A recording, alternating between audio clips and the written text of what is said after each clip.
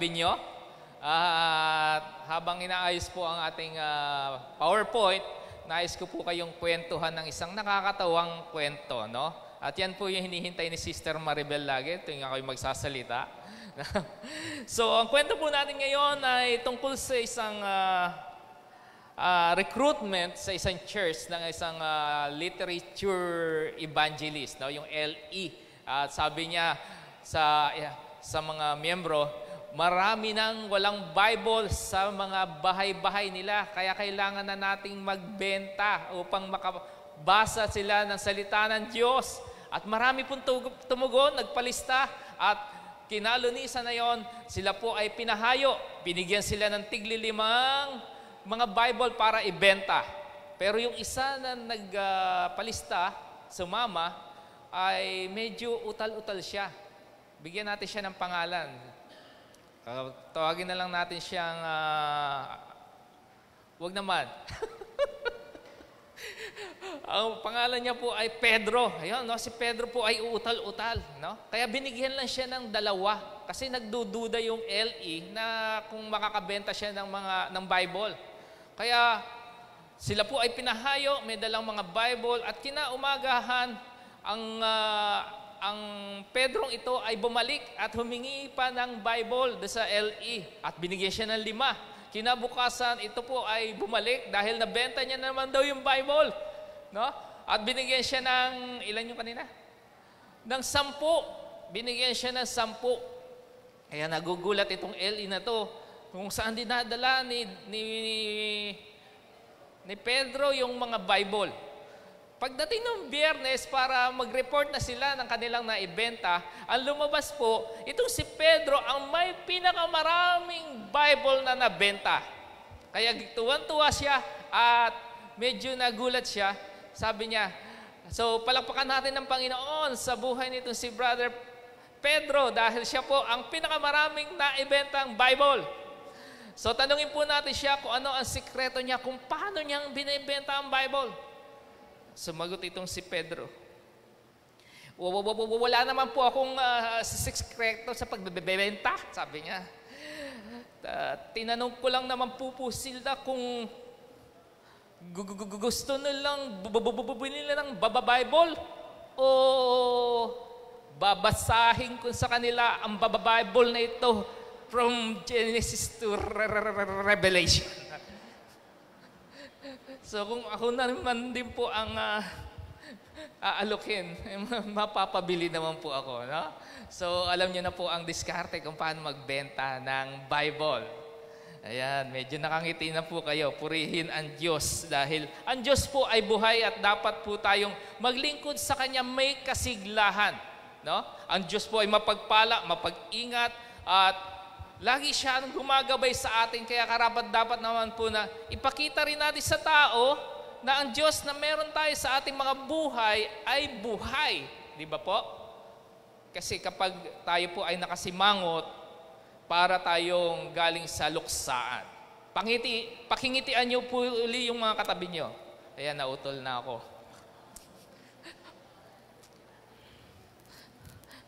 So, ang mensahe po natin ngayon ay hindi tungkol sa pagbebenta ng libro, kundi ang ating message ngayong araw nito ay tungkol sa dalawang salita. Tungkol sa in action or inaction. No? Ito po ay tinanong ko sa anak ko kung anong pinagkaiba ng dalawang salita nito. Sabi niya, Pa, yung isa may space. Ayan, magkahiwalay sila. 2 words yan. So, bukang magkatunog po sila, pero magkasalungat ang kanilang meaning. No?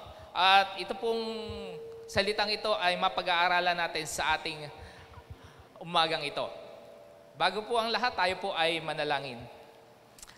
Ama naming Diyos na dakila sa lahat sa araw, salamat po sa araw ito na pinagkaloob mo sa amin. Dinako mo kami rito upang makinig ng iyong salita at ang dalangin namin ay ihanda mo ang aming mga puso upang tanggapin ito at magamit namin sa aming pang-araw-araw na buhay. Maraming salamat po. Patawad po sa aming mga nagawang kasalanan sa pangalan ni Jesus. Amen. Amen. So malapit na pong palitan ang kalendaryo natin sa mga bahay natin. At ito po yung kalendaryo nito ay tinatawag na Gregorian calendar. So 2023 po ay matatapos na po at ang 2024 po ay nagmamatulin na darating. So, sino po ang pinagpala rito ng 2023? Taas ang kamay. Si Amen.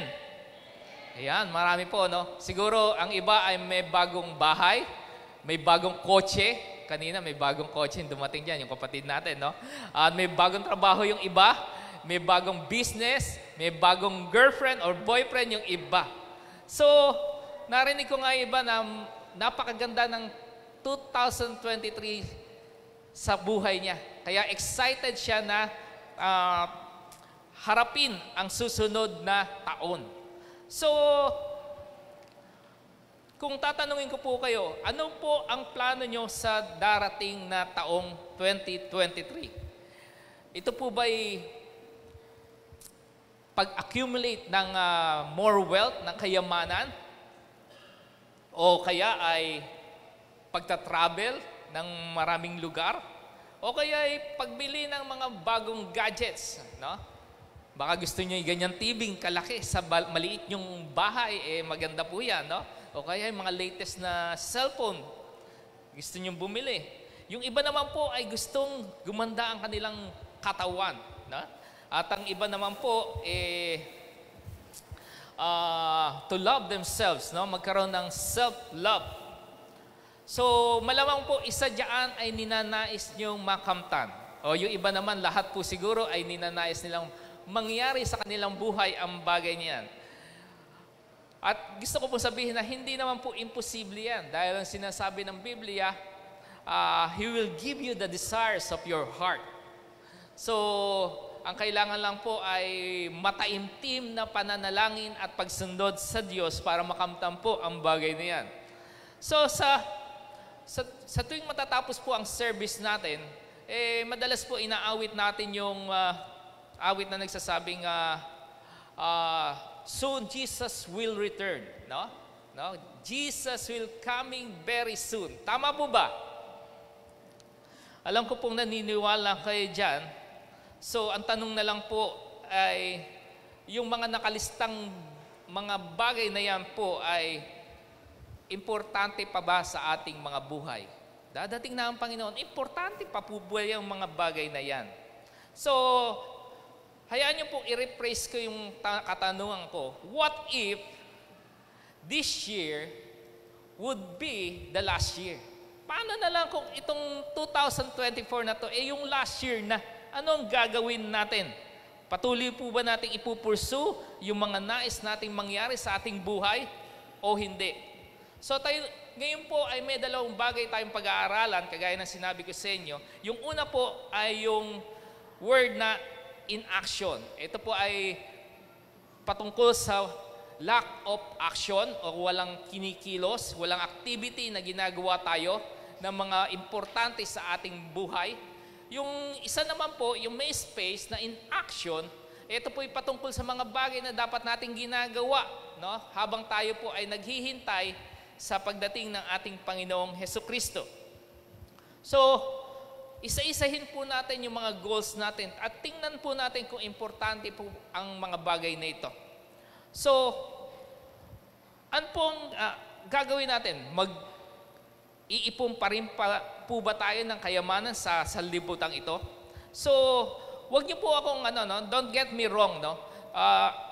Kailangan po natin ng trabaho. Hindi po natin kailangan mag-resign para mag-concentrate sa paglilingkod sa Diyos. At hindi ko rin sinasabi na hindi na tayo dapat na nag-iipon ng pera para sa ating pamilya. Ang sinasabi ko lamang po ay wag po nating uubusin ang ating oras sa paghahanap buhay at mawawalan tayo ng oras sa ating Diyos. Alam niyo, ang Diyos ang nagpro-provide ng ating mga pangangailangan. So, kailangan hindi natin siya kalilimutan. Ang sinasabi ko po rito ay wag po tayo magpo-focus sa trabaho lamang. Mag-focus din po tayo sa kung ano ang makakatulong sa ating mga espiritu. Alam niyo po, ang sinasabi ng mundo, money makes the world go round, no? Laging pera-pera ang kailangan. Hindi raw nakakabili ng kasiyahan kung wala kang pera. Tama po ba yon? Marami po bang malungkot dito dahil walang pera? Kaya po nakasimangot siguro ang lahat, no? Walang pera. Pero hindi po totoo yan. Hindi po natin kailangan maging mayaman sa mundong ito dahil sinasabi nga natin, dadating na ang Panginoon. Ano po ba ang sabi sa Matthew 6:19-21? Ang sabi po, do not store up for yourselves treasure on earth, but store up for yourselves treasure in heaven. For where your treasure is, there your heart will be also. So, ang kailangan daw po natin mag-ipon, dito po ba sa lupa? Saan? Sa langit. Pakilakas nga po, saan dapat mag-ipon? Sa langit. Ang problema, sa karamihan sa atin, nagiging pabigat ang araw ng Sabat. Dahil hindi sila makapag-OT, hindi sila makapag-sideline pag-araw ng Sabat. Ibig sabihin, walang extra income. At ito raw po ay nakakaabala sa kakaroon o makakapag-ipon ng Sabat. So ano po bang sinasabi ng Joshua? O ayan po yung sa Joshua. Ayan, Joshua. Ang sabi po dyan ay, pumili kayo ngayon kung sino ang inyong paglilingkuran. Ang mga Diyos na pera o ang Diyos na buhay. No? Ni-rephrase ko lang po itong talata na ito. No? So, paano na kasi yung pamilya ko, Brother Nelson, no? Mapapabayaan ko siya. Alam niyo po, kapag inuna natin ang ating Panginoon, inuna natin sundin ang kanyang kalooban, ang Diyos po ay meron namang pangako sa atin. At yan po ay nasa Philippians. Yan. Sabi po yan, magalak kayong lagi sa Panginoon. Inuulit ko, magalak kayo. Ipadaman nyo sa lahat ang inyong kabutihang loob. Malapit na dumating ang Panginoon, huwag kayong mabalisa tungkol sa anumang bagay. Sa halip, hingin ninyo sa Diyos ang lahat ng inyong kailangan sa pamamagitan ng panalangin na may pasasalamat. So, ang provision ng Diyos ay isang panalangin lamang. Ganun lang siya kalayo. Walang kahirap-hirap. Mag-pray ka lang, ibibigay na sa iyo ng Diyos ang iyong pangangailangan. Hindi ka pagpapawisan. Magtitiwala lamang tayo sa Diyos. So, ang tanong, patuloy ba tayo mag-iipon, magpapakayaman sa mundong ito? O pipiliin nating ang Diyos ang mag-provide ng ating mga pangangailangan sa mundong ito at doon na lang tayo mag-ipon ng yaman natin sa langit? Ang pangalawa naman po ay ang mundo kasi nagsasabi na mag-travel daw tayo, no? Mag-travel tayo, no? Habang daw meron tayong lakas. Pero kailangan pa ba natin mag-travel, no? So, napunta na po ba kayo sa isang lugar na kung saan tinignan nyo sa online, napakaganda ng mukha kang marerelax ka, pero pagdating mo doon, daming tao, hindi maganda yung resort na napuntahan mo. No? Iba yung sinasabi na expectation sa reality. Nakaka-disappoint nga po yung bagay na yon. So, nung ang Diyos po ay tumawag kay Abram, no? At sinabi sa kanya mag-travel, no? Alam niyo po ba kung saan siya pinadala? Ito po sabi sa Genesis 12:1. Sinabi ni Yahweh kay Abram, pumunta ka sa bayang ituturo ko sa iyo, no? Alam niyo po, alam ni Abraham na ang Diyos ay pinakamayaman sa lahat at ang kanyang pupuntahan, yung destination niya ay paraiso. Pupunta tayo sa langit. Amen po ba? Maganda po ba yon? Kaya excited ito si Abraham. Tayo rin dapat mag-excited. Kagaya ni Abraham, kung tayo po ay mag-travel tayo kung saan ninanais ng Diyos na tayo po ay pumunta. at tayo po ay maniwala, manampalataya na itong lugar na ito ay maganda at mainam para sa ating mga buhay. So, who wants to travel for free? Taas ang kamay. Libre, di ba? Sabi po sa Isaiah, Isaiah 6:8, at narinig ko ang tinig ni Yahweh na nagsasabi, sino ang aking ipadadala? Sino ang magpapahayag para sa atin? Sumagot ako, narito po ako ang iyong isugo. Yun ang sabi ni Isaiah. So, ginrab ni Isaiah yung opportunity na mag-travel, yung bag niya, pinak niya na agad at ready na siyang magbiyahe. Sabi niya, isugo mo ako. So, wag po kayong maingit kay Isaiah, no? Meron din naman purong plano ang Diyos sa atin para mag-travel. At yan po ay nasa Matthew 28:19-20. Sabi po rito, therefore go and make disciple of all nation. Nakita niyo po ba yung travel component dito? Sa lahat ng bansa raw, puntahan natin. No? Sabi, baptizing them in the name of the Father and the Son and the Holy Spirit and teaching them to obey everything I have commanded you. So ito na po yung may perks. No? And surely I am with you always. May travel buddy pa tayo. Ang saan? Ito, sabi, saan? Even unto the end of the world. So, this will be the best travel ever. No? Ito yung kasi yung pupuntahan natin, boundless, kahit saan, sa dulo ng mundo pwede tayong pumunta. Pinapupunta tayo ng ating Panginoon. At yung the very best part of it is that God is with us. Kapag ang Diyos ang travel buddy mo, katravel mo ang great provider. Kapag ang Diyos ang katravel buddy mo, hindi ka maliligaw dahil siya yung great guide natin. No? Tiyak na hindi ka maliligaw. Pag siya ang travel buddy mo, siya ang comforter mo. Talagang mag-e-enjoy ka sa iyong pupuntahan. So, mamili kayo. Magta-travel pa ba kayo ng gagastos kayo at walang saysay yung pera nyo, walang mapupuntahang mahalagang bagay yung pera nyo? O yung pera nyo ipantra-travel ay para sa kabutihan at ilulalhati ng ating Panginoon? Mas masarap mag-travel pagkasama ang Panginoon. Amen po ba? Ang susunod po ay yung tayo po ba ay bibili pa ng mga bagong gadgets sa ating mga buhay. Alam niyo po, ang mga companies ng mga cellphone na to, mga magagandang bagay na yan, ay niloloko lang tayo. Kagaya ng mga cellphone na yan, imbis na isang bagsakan na lahat ng magagandang bagay na apps ay ilalagay, gagawin nila isa-isan. Taon-taon pinagaganda nila. Pero alam nyo, noon pa naisip na nila yan.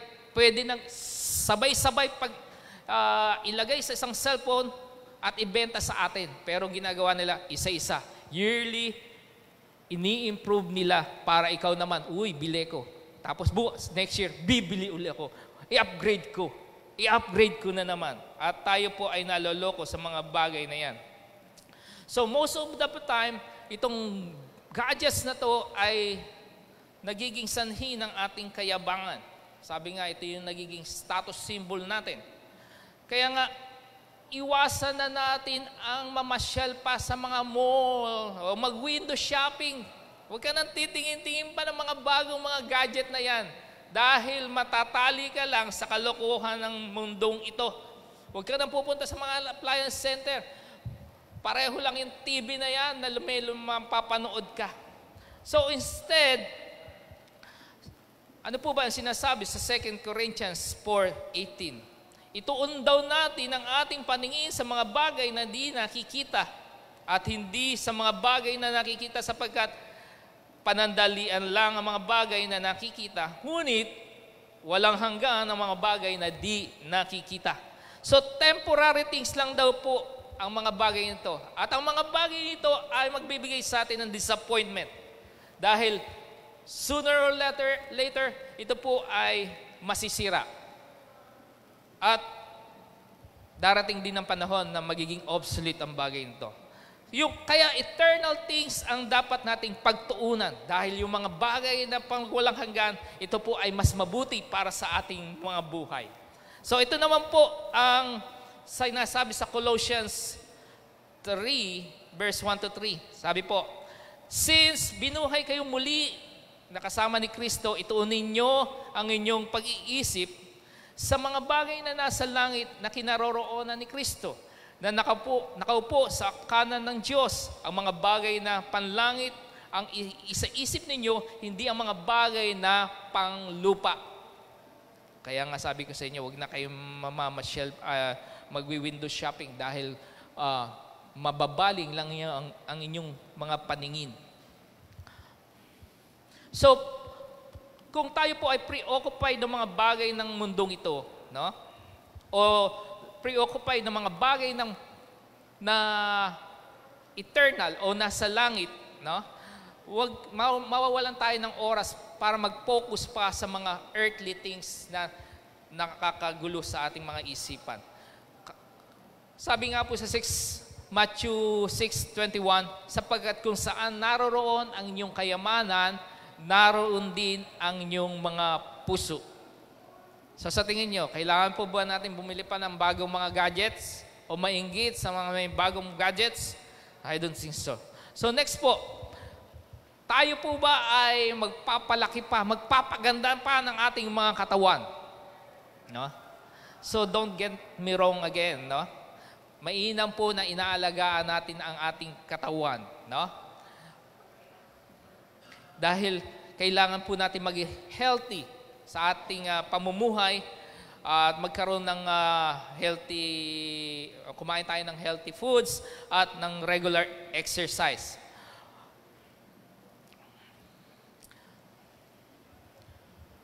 Alam nyo, kapag nag-concentrate lang tayo sa pagpapaganda ng ating katawan, no? Maganda nga, no?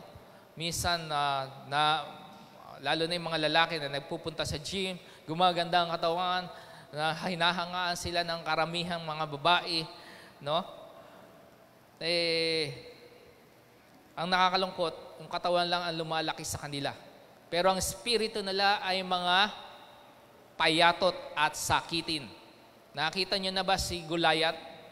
Napakalaking tao, napakalaking katawan. Pero ang espiritu niya ay patay nga eh. No? Patay nga eh, dahil wala sa kanya ang Diyos. Pero tayo yung mga buhay, no? Ang espiritu natin, kamusta naman po? Malalaki po ba? Malulusog po ba? O payatot din naman?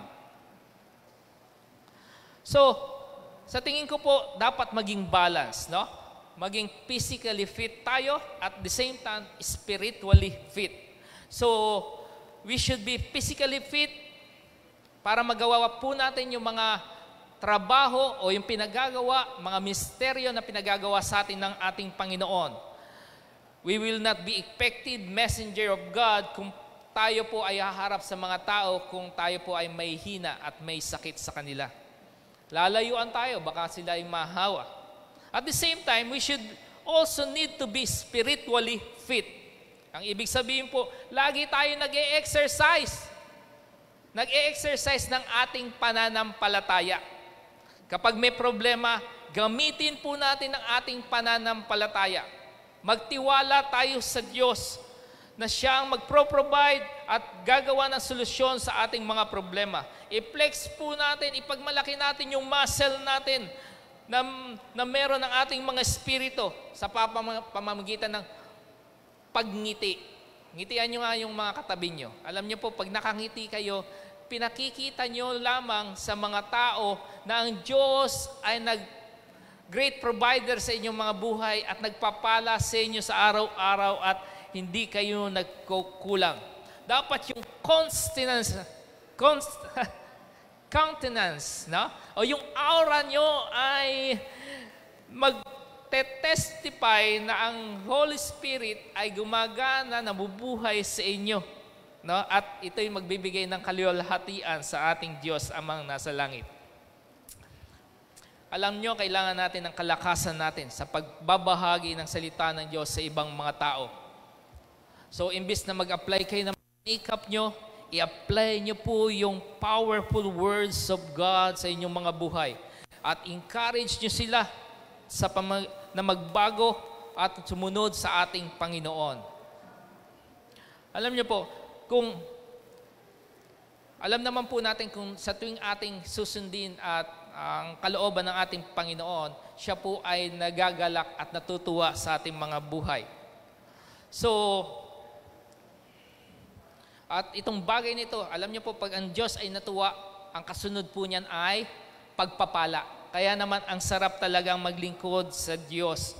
At sabi nga ni Nehemiah said, "The joy of the Lord is your strength."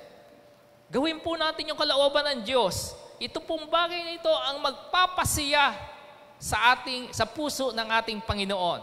At pag siya nga po ay natuwa, palalakasin ka niya. Palalakasin ka niya sa maraming bagay.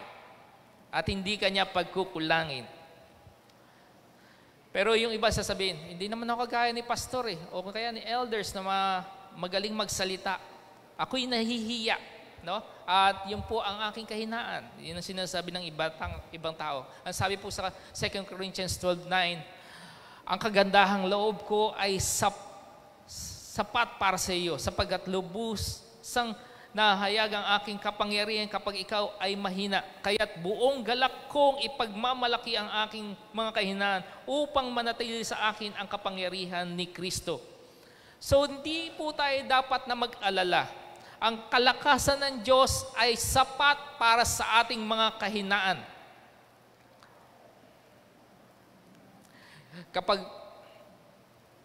sa ating pamamahayag o pag-share ng Ebanghelyo ng Diyos, tayo po ay napapahiya or kung ano-anong mga hindi magandang naririnig natin at tayo po ay nasasaktan, ang Diyos ang ating magiging comfort at tayo po ay tutulungan niyo maging malakas sa bagay na ito.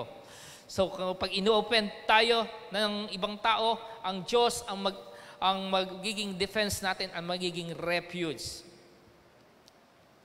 So kapag ang sitwasyon natin sa buhay ay nagiging mahirap i-handle, ang ating Diyos ang magiging strong tower natin.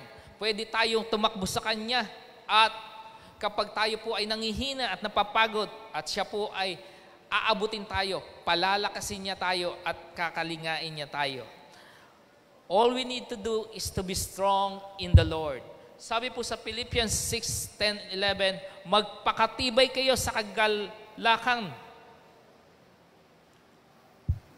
na meron ng Panginoon at ang kanyang kadakilang kapangyarihan. Isuot ninyo ang buong kasuotang pandigma na kaloob ng Diyos upang mapaglabanan ninyo ang pakana ng dyablo. Si Paul po ay tinapos ang kanyang letter sa church ng Ephesus at sa atin po para encourage tayo upang maging malakas sa Panginoon. Dahil dadating po ang kahinaan. Pero kapag suot po natin ang baluti ng Panginoon, tayo po ay magiging malakas, magiging matuwid sa harap ng Diyos. At ang kaligtasan na kagaya ng baluti ay ang siyang magiging protection natin sa ating mga buhay. So we can trust God for the strength sa araw-araw ng ating mga buhay. So ang tanong, kailangan pa ba nating magpalaki ng ating mga katawan o magpaganda? Hindi po natin magagamit ito panlaban sa mga gawa ni Satanas. Ang kailangan natin, i-exercise po natin ang ating pananampalataya, magpalaki ng ating pananampalataya, pagtitiwala sa Diyos para maharap natin ang mga pagsubok na darating sa atin sa mga susunod na taon. Ang susunod po ay love yourself, no? Ipa-prioritize pa ba natin ibigin ang ating mga sarili? Alam nyo, ibine-brainwash po tayo ng mga social media sa pamamagitan ng paglalagay sa ating mga utak ng mga quotation na nababasa natin doon. Kagaya na lamang nito, love yourself first so you know what you deserve.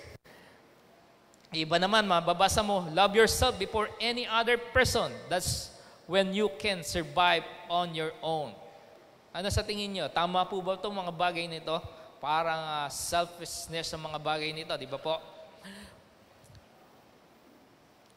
Meron po bang verse na nagsasabi na magsusupport na kailangan nating ibigin ang ating mga sarili? So ang ginawa ko po, nag-Google ako, nag-research po ako, at amazingly, there is none. Wala pong nakalagay na ibigin natin ang ating mga sarili. Sabi po sa Philippians 2:3 and 4, huwag kayong gumawa ng anuman dahil sa pansariling layunin o pagyayabang. Sa halip, bilang tanda ng pagpapakumbaba, ituring niyong higit ang iba kaysa inyong sarili. Pagmalasakitan ninyo ang kapakanan ng iba at hindi lamang ang inyong mga sarili. So yung selfish ambition ang sisira sa lahat ng bagay, no? Ang mga relasyon natin sa ating pamilya, makakasira kapag tayo po ay may selfish ambition. Kahit sa trabaho natin, pag may selfish ambition tayo, maaring ikapahamak po natin yan. Pero yung genuine na humility, yan po yung mag-aangat sa atin. Dahil yan po yung nais ng Diyos. Kaya magpakumbaba tayo. Ang pagpapakumbaba po ay nangangailangan ng magandang perspektibo sa ating mga sarili.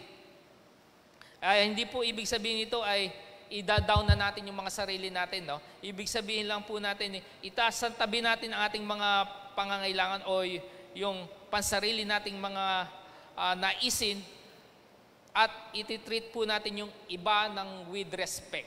No? Irespeto natin mga ibang tao at igalang po natin sila.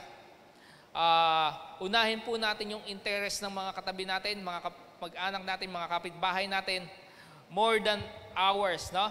At yan po ang ninanais ng Panginoon na mangyari sa ating mga buhay, at yan din po yung halimbawa na kanyang ipinakita sa atin.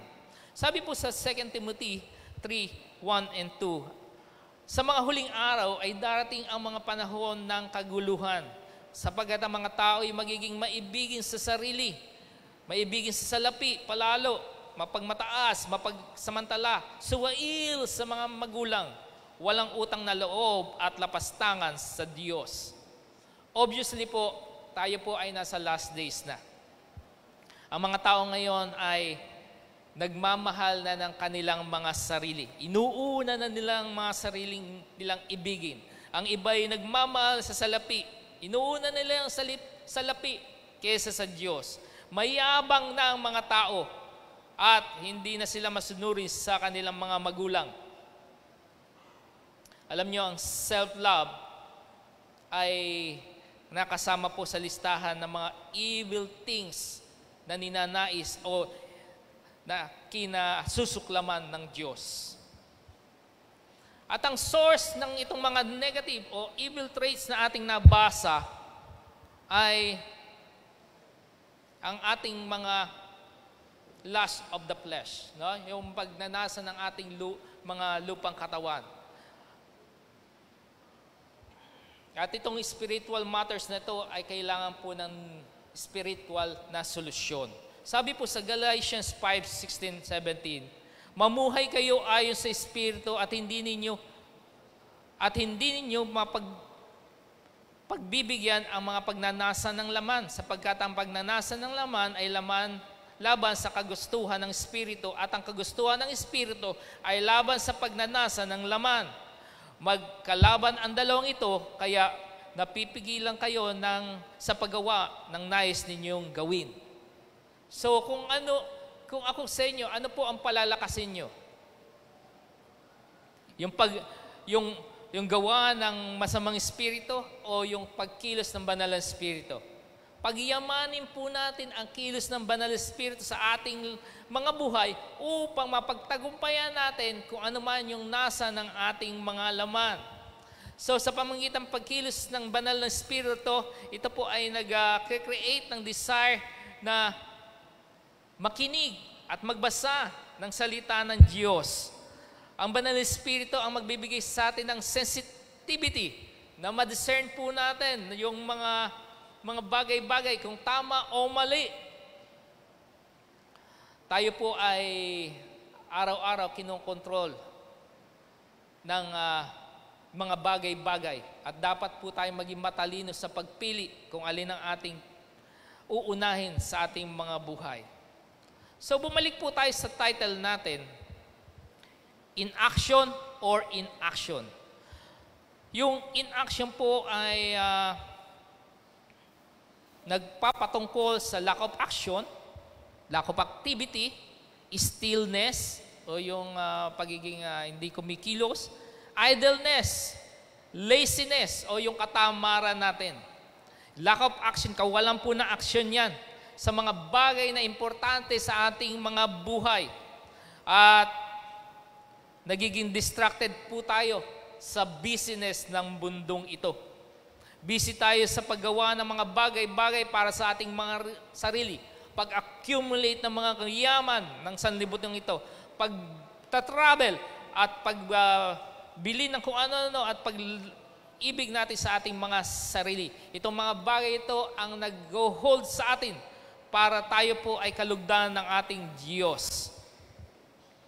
At ito po ay tinatawag na inaction. Well, inaction, yan po ay patungkol sa paggawa natin ng mga bagay na ninanais ng Diyos. Nagpe-perform po tayo ng mga tasks na pinagkaloob sa ating ng Diyos. Taking part of the ministries, working for God's glory, at nagpa-function tayo sa mga bagay na ninanais ng Diyos na gawin po natin. So let me throw again this question to you. What if this year would be the last year? Yung mga personal matters po ba ay nagmamatter pa rin? Importante pa rin po ba yung mga importante sa ating mga buhay? What really matters most is that we are in action. We are standing firm in our faith. Sabi po sa Mark, so alisin na po natin yung in action na yan. So sabi po sa Mark 8:36, ano ba ang mapapala ng isang tao? Makamtan man niya ang buong daigdig, ngunit mapapahamak naman ang kanyang sariling kaluluwa. So maraming tao po ang nag-spend ng kanilang mga energy para hanapin ang pleasure ng mundong ito. Ang Panginoon po, ang tinukoy niya na ang worldliness daw po ay pag sinentro natin sa ating mga buhay, ang mga possession na yan, position, power, mga bagay-bagay na sinasabi rin ng Panginoon, ito po sa kahuli-hulihan ay wala namang silbi. So kung ano man daw po ang meron tayo sa mundong ito ay temporary lamang. Hindi natin madadala sa langit at hindi natin maipagpapalit sa ating mga kaluluwa.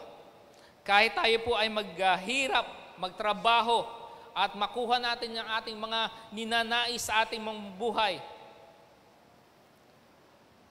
dadating ang pagkakataon na tayo po ay mapapansin natin, mararamdaman natin ang emptiness sa ating mga buhay. So kung meron tayong ipupursue, no, na isang bagay sa ating mga buhay, ipursue po natin unang-una sa lahat ang kalooban ng ating Diyos, ang kanyang kaharian. And all these things, yung wealth, travel, good health, love, shall be added unto you. Yun po ang sinabi ng Panginoon sa atin. So sundin po natin ang Panginoon upang maramdaman natin at matanggap natin ang kasaganahan na pinagkakaloob sa atin ng ating Panginoon sa ating mga buhay. Sana po sa pagpasok natin ng taon na ito, unahin natin ang Diyos sa ating mga buhay. At hindi naman po siya, hindi kanya papahiyain. Alam nyo, pag inuna nyo ang Diyos, uunahin ka rin niyang tiyak. So maging handa na po kayo sa pagpapala ng Diyos kung uunahin nyo ang ating Diyos sa ating mga buhay. Delightful Sabbath po sa inyo lahat.